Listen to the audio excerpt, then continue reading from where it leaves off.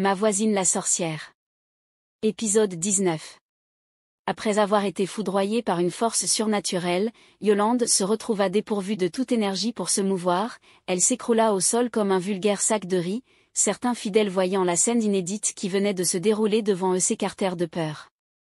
Les servants de messe plus courageux laissant parler la force de leur foi vinrent autour de la malheureuse et la transportèrent dans les locaux du prêtre. La messe fut interrompue à un moment et reprit de suite pendant que les servants d'église essayaient de toutes les manières possibles de réveiller la malheureuse par des moyens médicaux, mais leurs efforts étaient vains car elle ne se réveillait pas, elle ne bougeait même pas le petit doigt. On aurait dit qu'elle était morte.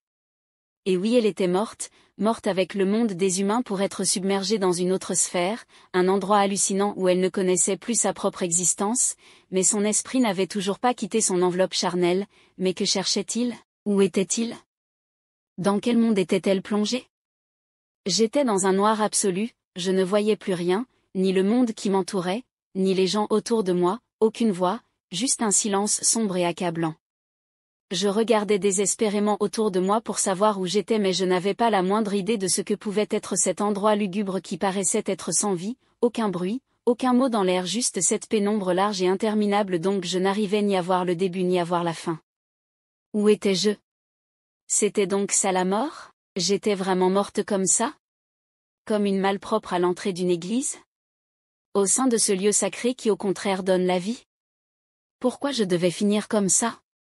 Je m'étais mise à crier, à m'en casser les cordes vocales, je pleurais car je voulais revoir mes enfants, je ne voulais pas mourir ainsi, c'était trop épouvantable. Alors que Yolande se battait seule dans ce monde parallèle avec son subconscient, le prêtre ayant fini la messe rejoignit les servants de messe dans ses appartements et s'ensuit une séance d'exorcisme et de prière étant donné que les moyens médicaux paraissaient inutiles. Une séance de prière sur Yolande déclencha, avec en plus de l'eau bénite et des chapelets, le prêtre et les autres fidèles priaient sur le malheureux espérant ainsi la sortir de ce sommeil comateux dans lequel elle était plongée. Quelques minutes après les prières intenses et toute l'eau bénite qui avait déjà été déversée sur elle, Yolande se mit à réagir et à se trémousser comme si elle était habitée par quelqu'un d'autre qui réagissait de façon néfaste à ce traitement qui lui était infligé. Des tiraillements, des cris, et des pleurs étranges sortaient du corps et de la bouche de la malheureuse, elle semblait souffrir non pas seulement physiquement mais aussi psychologiquement, la douleur qu'elle percevait se faisait de façon inconsciente car elle n'était toujours pas sortie de son sommeil mortel. Après plusieurs heures de prières belliqueuses, d'invocations divines, de transpiration, Yolande finit par ouvrir ses yeux tel un cadavre qui revenait d'entre les morts.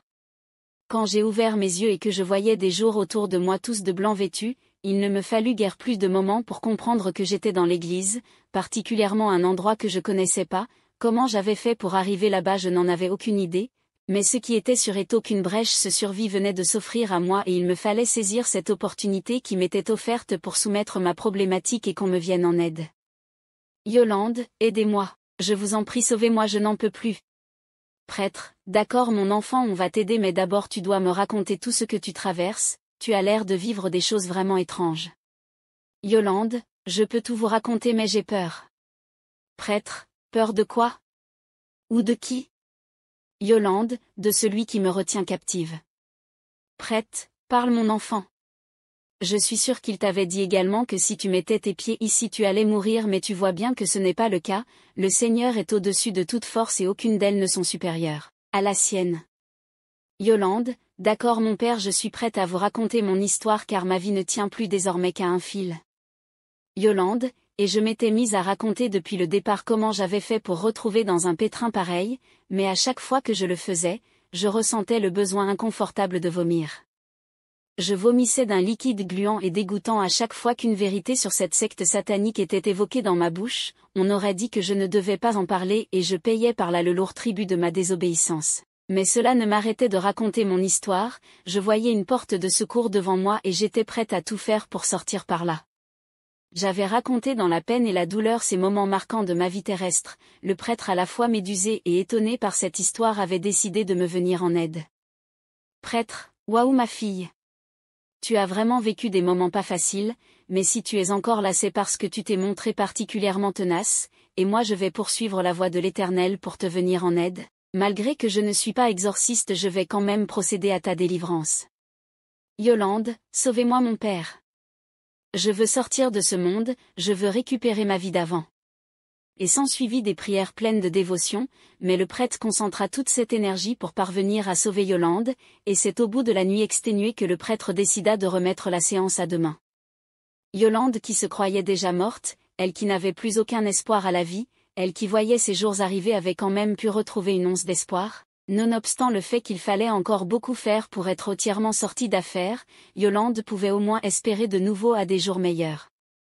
J'étais rentrée de chez exténuée ce jour-là, j'avais non seulement le corps en compote mais la conscience pas tranquille du tout, le gage qui m'avait été donné par Mère Rouge restait dans un coin de ma tête, je continuais à avoir peur, très peur même.